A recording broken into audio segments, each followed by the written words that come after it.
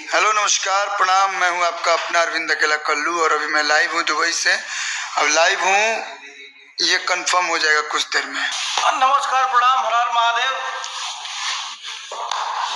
हमनी के बानी जा दुबई में और मैं पहली बार आया हूं, मतलब इंटरनेशनल भोजपुरी अवार्ड में। आपका ये कितना पहला बार, दूसरा बार, दूसरा चौथा होगा। मेरा भाई पहली बार आया है और सबसे बड़ी बात, भाई शादी के बाद पहली बार आया है दुबई। शादी वाला मंत्र इधर से ही लीजिएगा। सबके विभाग बांटल था। सबके विभाग खुशी है ये। नमस्कार प्रणाम। हम अभी तक झूठा थे समझ रहे थे। नहीं यार, मैं कभी हमेशा मजाक नहीं करता हूँ।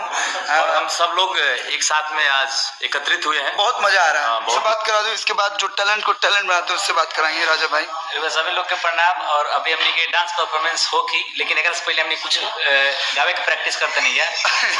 मेजर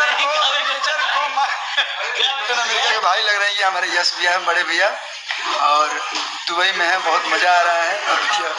फिल्मी बात नहीं कहूँगा, बस ये शरारती भी हैं, प्यारे भी हैं, और वाकई मैं एक छोटा भाई की तरह इस लड़के को मानता हूँ। आओगे जब तुम साजना, आओगे जब तुम